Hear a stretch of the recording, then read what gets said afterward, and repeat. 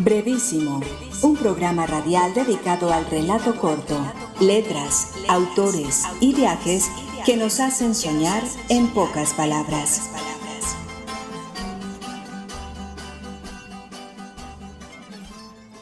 Hola, bienvenidos a una nueva emisión de Brevísimo, un programa dedicado a las formas breves de la literatura. Yo soy Mauricio Montoya y le doy la bienvenida a mis compañeros de mesa, Andrea Montoya, César Paredes, Norbey Echeverry y Edwin Solórzano. Hoy, en nuestra modalidad de cartografía literaria, dedicaremos un programa más a los Estados Unidos, un país cargado de brevedades y de trabajos sobre el género. En esta emisión conoceremos el ingenio de figuras como Frederick Brown y Ambrose Bierce, las sentencias literarias de autores como Faulkner, Allan Poe y Steinbeck, además de revistas y congresos dedicados a pensar sobre la minificción.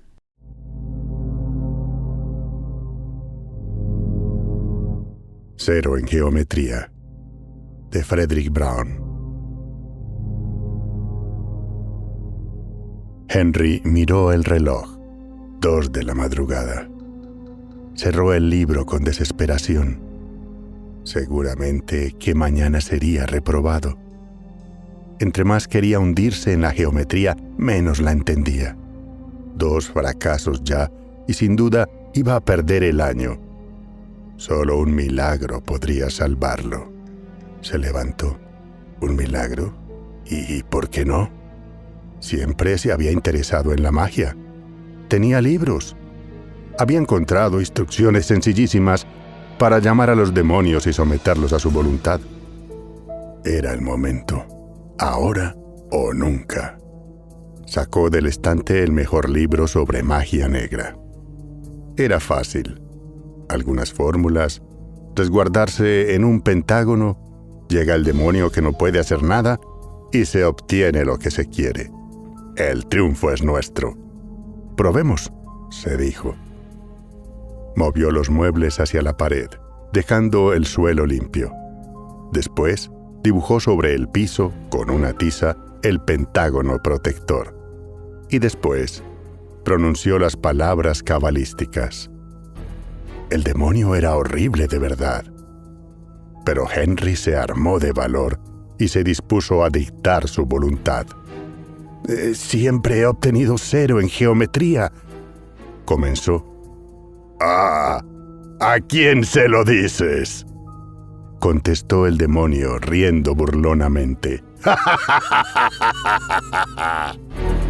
Acto seguido, el demonio saltó las líneas protectoras para devorar a Henry, pues el muy idiota había dibujado un hexágono en lugar de un pentágono.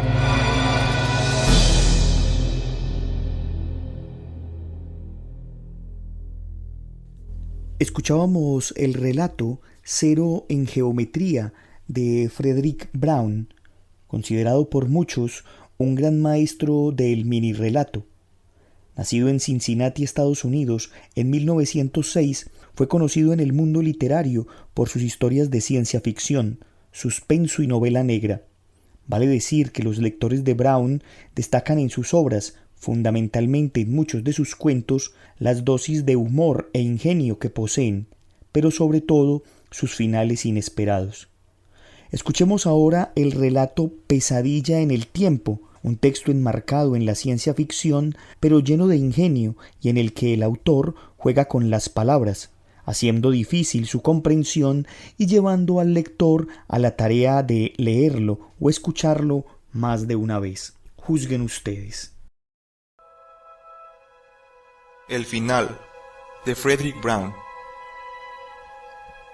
El profesor Jones trabajó en la teoría del tiempo durante muchos años. Y he encontrado la ecuación clave, informó a su hija un día. El tiempo es un campo. Esta máquina que he hecho puede manipular e incluso invertir ese campo. Oprimiendo un botón al hablar, prosiguió. Este debe hacer correr el tiempo hacia tiempo. El correr debe esto, prosiguió. Hablar al botón 1 oprimiendo. Campo S, invertir incluso. En manipular puede hecho que máquina esta. Campo 1 es tiempo él. Diaun, hija Sua, informó. Clave ecuación la he encontrado EI. Años muchos durante. Tiempo del teoría la en trabajó Jones profesor L. Brown Frederick D. Final L. Otro referente en este mundo de la brevedad es Ambrose Bierce, un periodista norteamericano nacido en Ohio en 1842, que además de ser recordado por sus obras, se dice que se embarcó en la Revolución Mexicana tras los pasos de Pancho Villa, y que esa sería su última gran aventura, pues lo último que se supo de él fue gracias a una carta que mandó a su sobrina el 26 de diciembre de 1913, en la que decía: «Si escuchas que me pusieron contra una pared de piedra y me acribillaron a tiros, debes saber que es un modo muy bueno de dejar la vida. Es mejor que la vejez, la enfermedad o caerse de una escalera. Ser un gringo en México, eso es eutanasia». En la misma carta decía que su próximo destino era Ojinaga, y al final sentenciaba: «No estaré aquí lo suficiente para tener noticias tuyas, y tampoco sé a dónde iré más tarde. Supongo que no importa mucho. Adiós».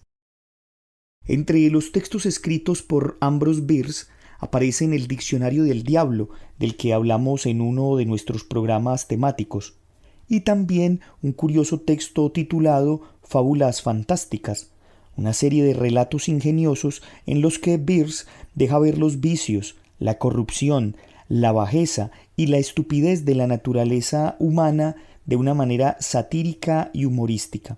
En uno de los apartados de la obra se puede leer como subtítulo Esopo enmendado, una serie de fábulas que Bierce retoma del fabulista griego Esopo, pero las transforma cambiándoles el sentido original. Además, en otro apartado de esa obra titulado Sierras viejas con dientes nuevos, Bierce realiza el mismo juego al retomar fábulas clásicas y contextualizarlas a situaciones cotidianas que resultan bastante curiosas. Pero ya tendremos prontamente un programa dedicado a la fábula en el que podremos ahondar sobre este modelo propuesto por Bierce. Por ahora, disfrutemos una de esas fábulas escritas por él.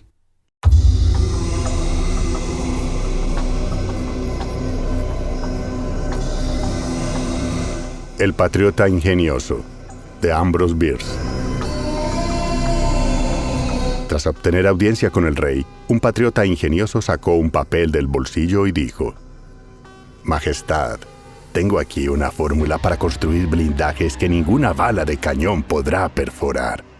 Si la Armada Real los adopta, nuestros barcos de guerra serán invulnerables y, por lo tanto, invencibles.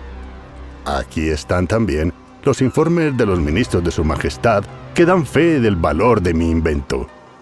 Cederé mis derechos por 1.000.000 de tuntunes».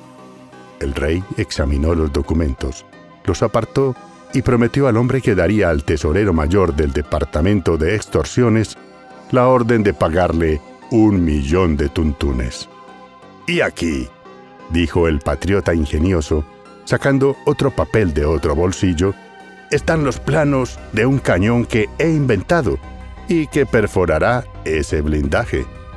El real hermano de vuestra majestad, el emperador de Bank, tiene mucho interés en comprarlos, pero mi lealtad al trono y a la persona de vuestra majestad me obliga a ofrecerlos primero a vos.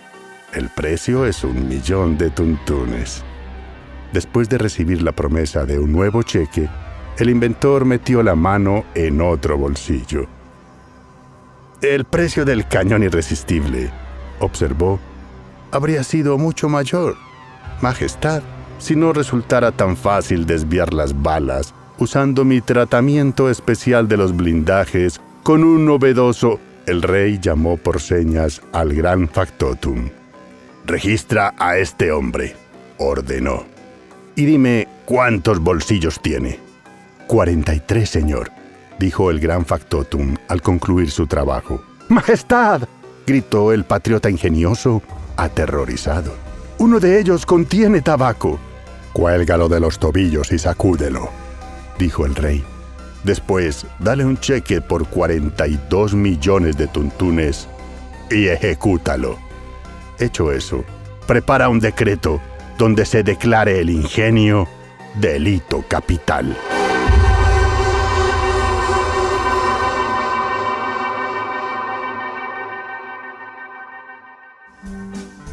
Usted está escuchando Brevísimo, un programa para gente de pocas palabras. En el ámbito literario, las sentencias o frases célebres suelen ser muy utilizadas en escritos o como post en diferentes redes sociales. Muchas de estas fueron pronunciadas por reconocidos autores en sus obras o en algún momento importante de su vida. Escuchemos algunas de estas referencias y el contexto en el que fueron enunciadas. William Faulkner nació el 25 de septiembre de 1897 y comenzó a escribir poesía cuando era adolescente. Era un estudiante indiferente y abandonó la secundaria cuando tenía 15 años. Sin embargo, Faulkner llegó a ser una figura preeminente en la literatura estadounidense del siglo XX. Creó un cuerpo de trabajo profundo y complejo en el que exploró la explotación y la corrupción en el sur de los Estados Unidos. Faulkner fue un escritor prolífico. En 1949 obtuvo el Premio Nobel de Literatura, pero siempre rehuyó ser el centro de atención tanto como le fue posible. Se le recuerda como un excéntrico sureño, caballeroso y un alcohólico a veces arrogante, un poco esnobista también. Fue más conocido como novelista, pero escribió más de 70 cuentos, los cuales merecen ser estudiados por derecho propio. Curiosamente, en 1983 obtuvo el Guinness Record por haber escrito la frase más larga de la literatura, un pasaje de Absalom, Absalom que consta de 1288 palabras, algo que todavía es motivo de estudio.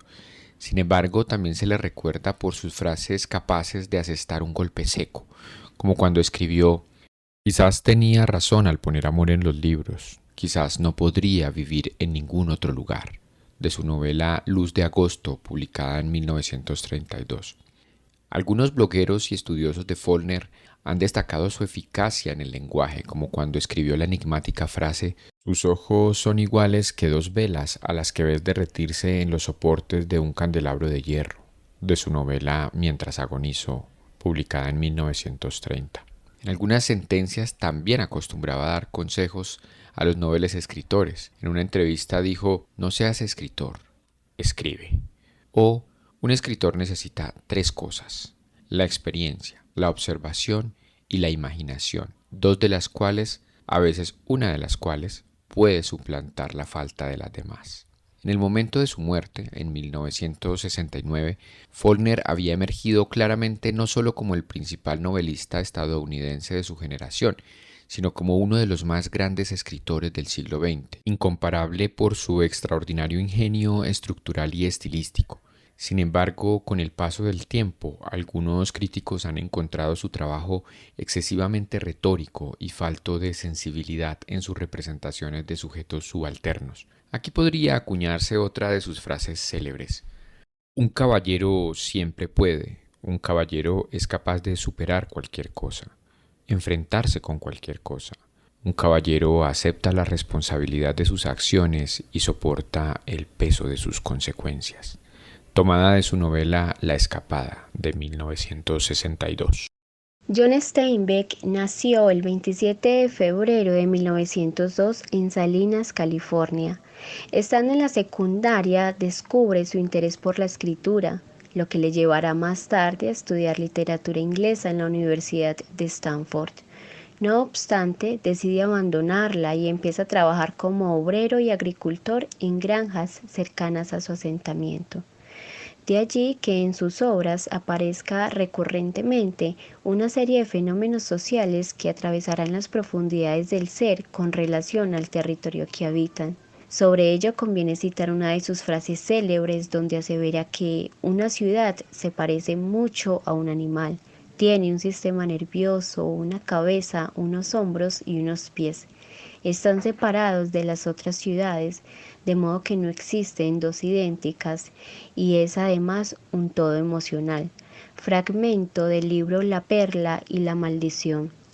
Es notable la trascendencia que éste le adjudicará a la singularidad del entorno en el que se irá desarrollando gran parte de sus obras y cómo éste no es un asunto menor a las experiencias de sus personajes. Sus obras retratan una inquietud por los marginados, los inmigrantes o, al mejor estilo de Eduardo Galeano, por los nadies. La posición política que sostenía y su visión del capital en favor de la clase trabajadora le costará duras críticas y la censura de sus obras por parte del propio Estado. Su trayectoria literaria inicia en 1920 con su obra La Copa de Oro, también llamada como La Taza de Oro. En lo sucesivo publicaría obras como Las uvas de la ira, lo que le valió varios premios, entre ellos el Nobel de Literatura. A su vez destaca El Este del Edén, consideradas como algunas de sus obras más importantes. A diferencia de muchos escritores, la creación de sus obras no se da a partir de la experiencia, sino de la observación y el conocimiento que le otorgan las investigaciones que emprende en el decurso de su vida y sus constantes viajes, lo cual daría lugar a la siguiente frase célebre: en la soledad absoluta, un escritor intenta explicar lo inexplicable. Steinbeck ha sido estimado como un escritor fecundo. Paralelamente, se ha dicho que es uno de los escritores norteamericanos más controvertidos, pues a lo largo del tiempo sus obras han recibido duras críticas y todavía hoy se mantiene la querella sobre el valor que se le ha atribuido a sus obras. En una suerte de crítica a esa sociedad represiva destaca la siguiente frase célebre: y el pequeño detalle que grita y resuena a lo largo de la historia, la represión no hace más que fortalecer y unir a los reprimidos. Otra crítica contundente en sus sentencias obedece a cuestionar certeramente al ser humano, por lo que escribiría que, de todos los animales de la creación, el hombre es el único que bebe sin tener sed, come sin tener hambre y habla sin tener nada que decir. Edgar Allan Poe nació en Boston en 1809 y falleció en Baltimore en 1849. Perdió a sus padres cuando tenía solo 1 año de edad, por lo que fue acogido por John Allan, un hombre de una buena capacidad económica. Dicen sus biógrafos que la relación entre su padre adoptivo y Poe no fueron para nada agradables. En 1827 fue expulsado de la Universidad de Virginia como consecuencia de su adicción al juego y a la bebida. Ese mismo año, 1827, viajó a Boston a publicar Tarmelan y otros poemas. Se enroló en las filas del ejército durante 2 años. En 1829 publicó su segundo libro, Al-Araf. En 1832 publicó el tercero, Poemas, casándose en 1832 con su prima Virginia Glenn, el amor de su vida, quien para ese entonces tenía apenas 14 años. Fue redactor en el periódico Baltimore Messenger, convirtiéndolo bajo su dirección en uno de los más prestigiosos en el sur de los Estados Unidos. Entre sus frases más célebres y memorables están las siguientes: en lo profundo de esa oscuridad, mirando detenidamente, siempre estuve allí, preguntándome, temiendo, dudando, soñando sueños que ningún mortal jamás se atrevió a soñar antes. Me volví loco, con largos intervalos de horrible cordura. El creyente es feliz, el que duda es sabio. Años de amor han sido olvidados en el odio de 1 minuto. Lo que confundes con la locura no es más que una sobreactivación de los sentidos. Para elevar el alma, la poesía es necesaria. Era de noche, y la lluvia caía, y cayendo era lluvia, pero habiendo caído era sangre. Toda religión, mi amigo, simplemente se desarrolló a partir del fraude, el miedo, la codicia, la imaginación y la poesía. Si un poema no ha destrozado tu alma, no has experimentado poesía. Los límites que dividen la vida de la muerte son, en el mejor de los casos, sombríos y vagos. Virginia, su esposa, se enfermó de tuberculosis en 1842, muriendo por esta en 1847. Se dice que esta enfermedad fue la causa para que Edgar Allan Poe se sumergiera casi por completo en las drogas y el alcohol. En 1849 fue hallado inconsciente en un callejón de Baltimore. Lo llevaron al hospital. Allí falleció días más tarde como consecuencia de un aparente ataque cerebral. Usted está escuchando Brevísimo. Lo bueno, si breve, 2 veces bueno. Robert Shapper, un estudioso del tema de la minificción, escribió un texto titulado Panorama de la situación de la minificción en los Estados Unidos, micro, flash y súbita. Allí, Shapper se refiere a la extensión de las minificciones, afirmando que los textos de hasta media página son considerados como micro, los de 2 páginas como flash y los de hasta 4 páginas como súbita. Aunque debe decirse que esta visión ha sido muy debatida por otros teóricos de la minificción. En su trabajo, el investigador sostiene que desde inicios del siglo XXI, la minificción y la brevedad se han convertido en un boom en los Estados Unidos, publicándose diversas antologías y ganando protagonismo con la aparición de revistas o números especiales dedicados al tema. Una de esas publicaciones es la revista Quick Fiction, que se publica en Boston y se dedica a divulgar historias de 500 palabras o menos. En el mismo escenario también aparece la revista Harper's, que en uno de sus números del año 2008 publicó 18 minificciones de John Edgar Whiteman, bajo el título Microstories. Escuchemos en voz de Salomón Castañeda un relato de Whiteman en su lengua original, el cual cuenta la historia de un hombre en silla de ruedas que es testigo de un crimen. Witness by John Edgar Whiteman. Sitting here 6 floors up on my little balcony, when I heard shots and saw them boys running. My eyes went straight to the lot beside Mason's bar, and I saw something black not moving in the weeds, and knew a body was lying there, and knew it was dead. A 15-year-old boy, the paper said, whole bunch of sirens and cops spinning lights the night I'm talking about. I watched till after they rolled him away, and then everything got quiet again, as it ever gets round here. So I'm sure the boys' people not out there that night. Didn't see them till next morning. I'm looking down at those weeds, a couple's coming slow on Frankstown with a girl by the hand. Had to be the boy's baby sister. They passed terrible Masons and stopped exactly next to the spot the boy died. How did they know? Then they commenced swaying, bowing, hugging, waving their arms about. Forgive me, Jesus, but looked like they grieved dancing, like the sidewalk too cold or too hot they had to jump around, not to burn up. How'd his people found the spot? Could they hear my old mind working to guide them, lead them like I would if I could get up out of this damn wheelchair and take them by the hand? Para cerrar este programa y también el especial de 3 emisiones que hemos dedicado a los Estados Unidos, es importante comentar que en el mes de octubre del año 2014 se llevó a cabo el 8º Congreso Internacional de Minificción, convocado por el Departamento de Estudios Hispánicos de la Universidad de Kentucky. Allí se dieron cita teóricos y creadores de la minificción para discutir sobre el género y todas sus posibilidades.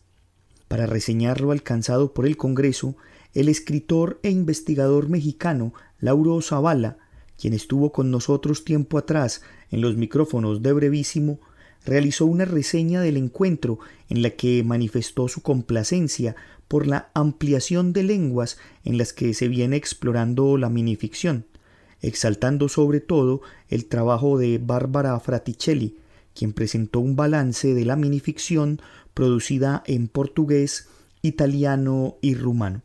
Zavala también destacó en su reseña que la minificción se está proyectando más allá de la palabra impresa, al tener protagonismo en otras plataformas, especialmente las digitales. Además, al motivar la implementación de la brevedad en otro tipo de escenarios como el cine y también como herramienta pedagógica para la enseñanza de diferentes disciplinas de conocimiento. Les invitamos a que exploren algunas de las ponencias de este y otros congresos que se han llevado a cabo sobre el tema de la minificción desde el año 1998, cuando se realizó el primer congreso en la Ciudad de México. Con esto entonces terminamos nuestro programa del día de hoy. Agradezco a quienes me acompañaron en la mesa. Un agradecimiento especial al maestro Salomón Castañeda por su participación en el programa, y a Edwin Solórzano, quien desde el estudio de voces Alas, Volamos tu Imaginación, nos aportó con una serie de audios ambientados. Pueden escuchar los trabajos de Edwin en el podcast Al Aire, Crónicas, Cuentos y Relatos. Agradecemos también a la Universidad Nacional por este espacio que nos brinda, a Jorge Benjumea en el máster, y a ustedes los esperamos para una nueva emisión de Brevísimo, en la que tendremos la voz y los conocimientos del maestro Harold Kremer. Hasta pronto. Brevísimo, un programa radial dedicado al relato corto, letras, autores y viajes que nos hacen soñar en pocas palabras.